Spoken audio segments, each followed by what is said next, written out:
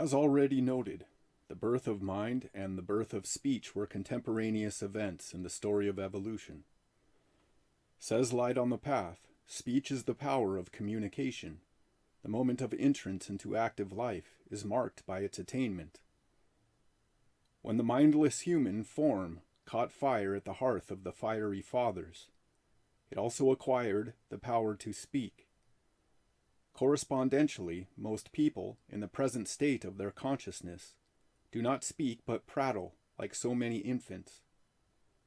Just as the lower mind wedges itself into the fetus at the 7th month, while the higher mind unites with the form at the completion of 7 years, so also with speech. Present humanity in its monastic consciousness, speaking by analogy, is between its 7th month and 7th year. HPB worked with the mind of the race as she found it, and that work was an effort at transmuting that mind to enable the race to speak with knowledge, and not to prattle fancifully, sentimentally, and emotionally. Only a limited number of the human race have attained to the speech of the higher manas. When the United Lodge of Theosophists essays the task of changing the mind of the race, as advised by HPB and W.Q. Judge, it is trying to bring to birth this higher speech. We have already referred to the avoidance not only of obscene talk, but also of egotistic talk about oneself and about other personalities. But to avoid indulging in useless or harmful talk is insufficient. Such an exercise will not unfold the higher speech of which it is written. Speech comes only with knowledge. Attain to knowledge, and you will attain to speech. To acquire this knowledge, speech is to become a disciple. For a disciple is one who is able to speak, and to be able to speak is to have attained to the power of helping others. An earnest aspiring practitioner has to learn to speak this higher speech. Learning to speak. Corresponding to the 3 stages of learning to listen, there are 3 stages of learning to speak. Having already referred to what not to utter, and without this abstention it is not only of no use whatever to try to acquire higher speech, but also dangerous, for it is to court sure failure. Let us turn to a study of what to speak, and how we shall learn to utter the speech of the soul. 1. Learn to speak the teachings of Theosophy as recorded in the message. To enable those who so desire to do this, volunteers are invited to register their names for work on the ULT platform. None is persuaded to volunteer, much less coerced. 2. Learn to speak to other souls in the language of the soul. What is learnt at the lodge when practiced in life brings opportunities, daily and hourly, to give and receive help of a spiritual kind. To pass on what the inner ego has taught to us, in simple sincerity and sincere simplicity, is the 2nd stage. 3. Learn to speak as the channel of the great gurus, the elder brothers, the modern heirs and representatives of the ancient fathers, who sustain the institution of chelaship in the Kali Yuga. But remember, the tongue which speaks has a foe in the ears which are curious, which desire self-praise, which are open to the sounds of worldly humanity. The voice which enlightens and blesses needs the friendship of the listening ears. But of that voice it is written, before the voice can speak in the presence of the masters, it must have lost the power to wound. The first speaking. As an aid to overcome the worldly habit, so strongly ingrained, of speaking impulsively, without thinking, of speaking without rhyme or reason, because conversation must be kept up, and so on. The student is recommended to turn practitioner of the art of the higher speech. And as the very first step, let him learn to repeat spiritual ideas, metaphysical thoughts, and charge his brain memory with the words used by the teachers, so that the ideas enshrined in those words may be understood mastered, and assimilated. Very many students who volunteer to promulgate Theosophy from the ULT platform recognize the service aspect of that task. They are teaching, helping, serving, a good concept, but an incomplete one, and withal one which is subtly dangerous. The pupil teacher should not overlook his pupil aspect. He is learning when he reads, when he explains, when he talks on the platform. He is purifying his speech. He is acquiring the right tone. He is learning the preliminaries of the occult art par excellence. Most students do not even suspect that occultism of the right kind can be learnt on the ULT platform. The subtle pride which accompanies the gift of gab parades in the handsome cloak of desire only to help and serve. The real way of testing one's own service on the platform is by examining the fidelity with which the teachings are repeated, not the fluency of speech and the beauty of diction, though these are valuable, but the ability to awaken the hearers to go in search of the teachings, repeated or explained, in the record itself. Secondly, in what proportion and to what extent is the right attitude of the platform held in life, hour by hour? One of the major ways of applying the teachings to oneself is by using them appropriately on every occasion. The masters point the way to us through the teachings. We should learn to find and walk the way by the aid of the teachings, and further, whatever help we desire to render should be given by pointing to the teachings. This is learning to speak. In this attempt, the aspirant finds that most often it is his tongue which speaks and not his heart. He repeats his head learning of Theosophy, for he has perceived the eye doctrine and has not adequately attended to the heart doctrine. His eloquence does not penetrate the hearts of others. They admire it. They are not awakened by it. His knowledge evokes praise of others, but does not set them a-searching the Scriptures. If the aspirant recognizes his limitations, he will practice his application of Theosophy to himself in a more strenuous and thorough manner. He will pay attention to the development of the second type of speaking. The second speaking. It is impossible to help others till you have obtained some certainty of your own. When you have entered the hall of learning, you will find there is a fount within you from which speech will arise. To tap this fount of knowledge within, we have to withdraw into the inner spaces where a garden blooms, compared to which our world is a jungle and our civilization a wilderness.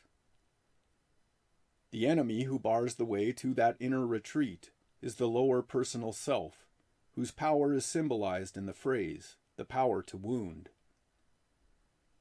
Decent men and women, if they deserve the prefix gentle, which is applied as widely as it is inappropriately, do not wound the feelings or the flesh of others. But in occultism, the power to wound includes much that men value, not only in themselves but in others. The instinct of self-defense and of self-preservation is part of it. Brood over this statement, for it contains the main clue to the right practice. Consider it in conjunction with another. To have lost the power to wound implies that the snake is not only scotched, but killed. If our self-examination is intelligent, we will begin to scrutinize our tones of speech, not only on the platform but also in ordinary conversation. The two extremes glamour the student in this as in other fields of labor. A loud, strong, and powerful voice may carry us to one extreme, to be emphatic where emphasis is not necessary, to be crushing when we mean only to be emphatic, to be dictatorial when we mean only to advise or to direct, and so on.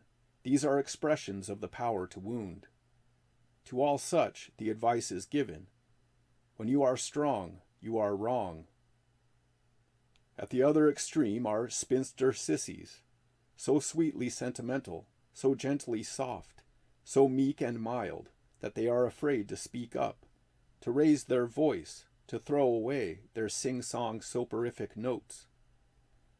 They fear to hurt the feelings of others, but fear is an aspect of hatred. Therefore here also is a manifestation of the power to wound. We have to learn not to be enamored with our own voice. Those who like to hear their own voice are centered in the lower, not in the higher, nature. We should be using speech for the sake of others.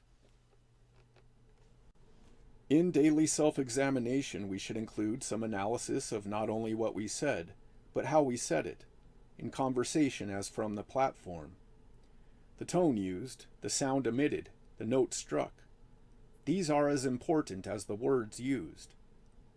The inner ego is not able to whisper its message or even to strike a note, while the lower one is a mass of feelings, be they bad, rooted in the tyranny of lust, wrath, and covetousness, or be they good, rooted in personal affection, personal forbearance, personal charity, or affection, forbearance, and charity which satisfy one's own personality. While the mischief of evil feelings is easily perceived, that of good feelings is not. It is not against affection, forbearance, and charity that we are writing, but against their personal use and personal exploitation. Between righteousness and self-righteousness, there is the difference that exists between buddhi and kama, impersonal love and personal affection.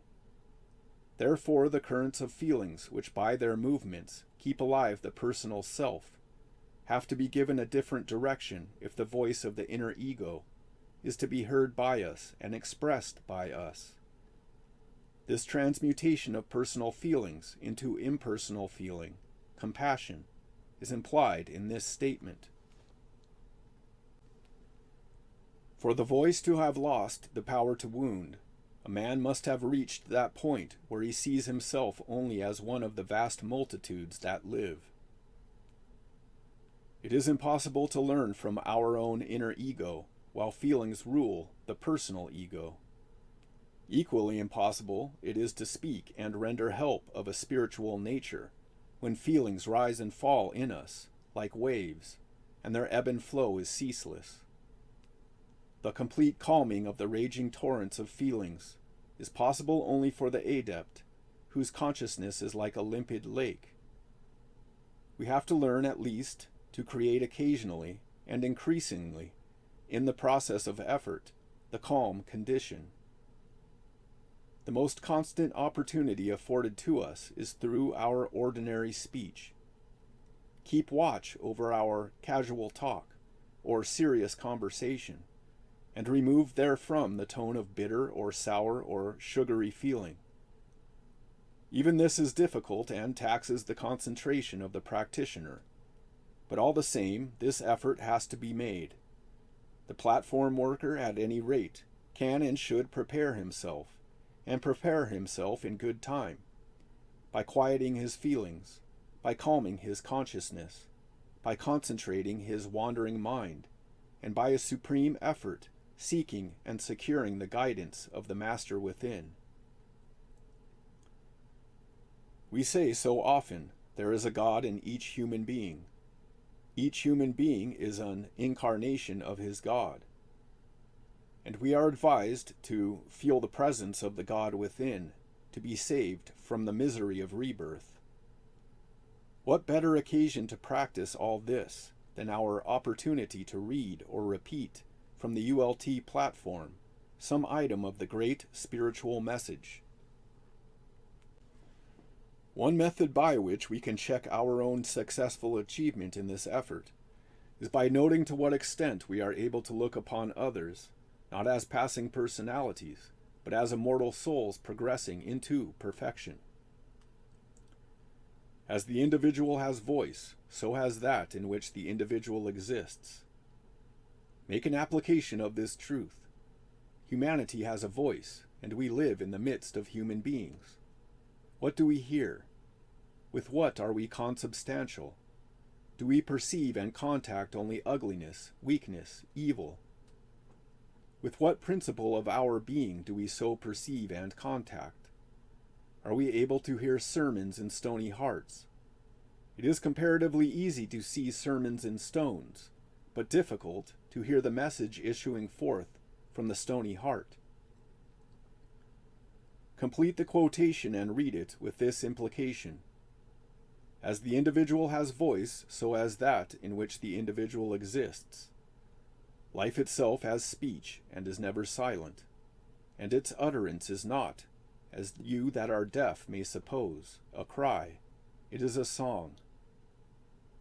To get at the song of life, behind the agonizing cries of the sufferer, the egotistic bombast of the ambitious, the loquacity of the hedonist, the harangue of the propagandist, and so on, we need the action of the soul within us.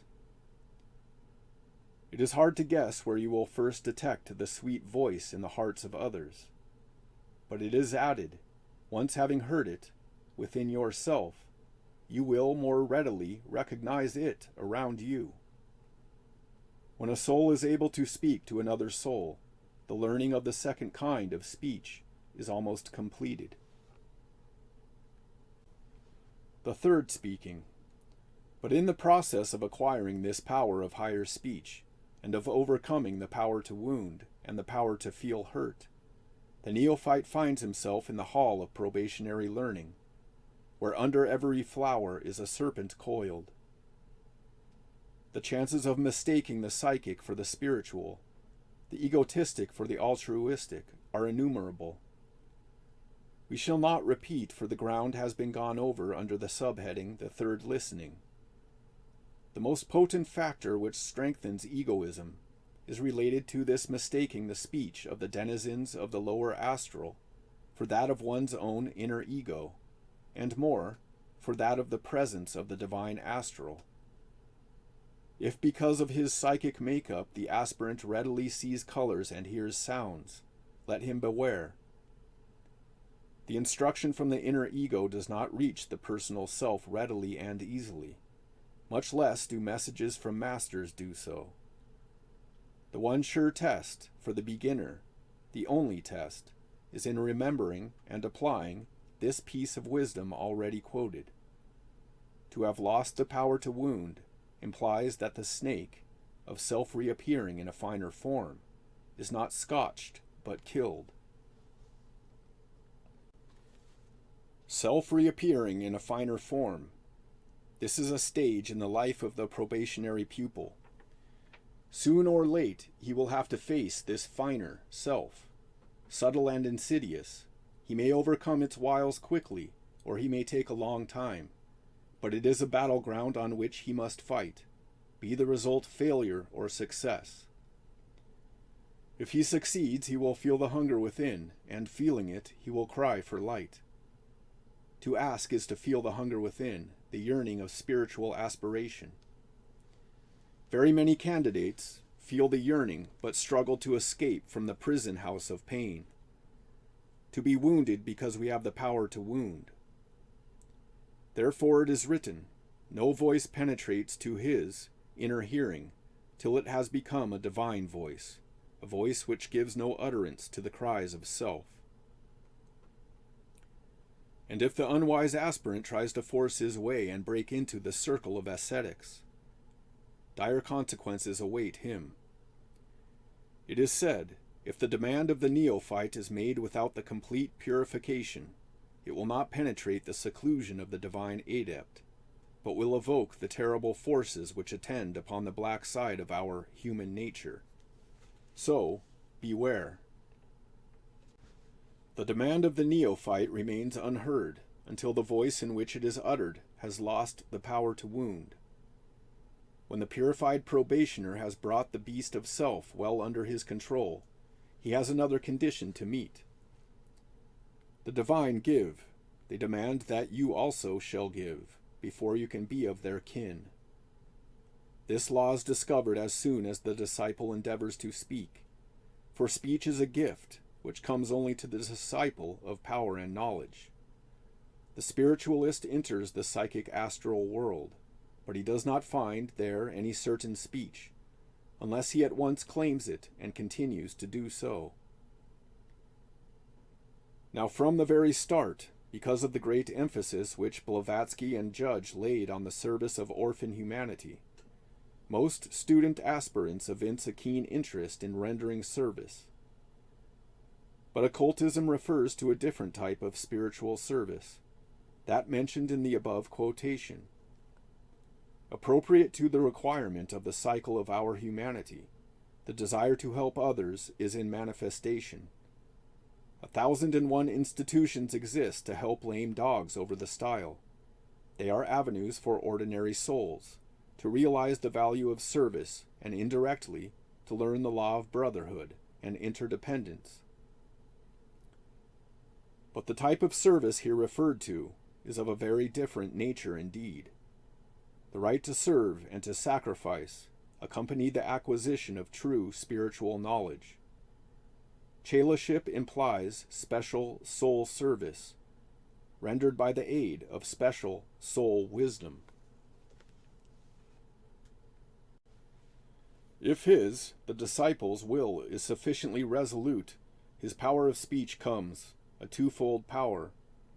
If he is to exercise his new gift, he must use it in its twofold character.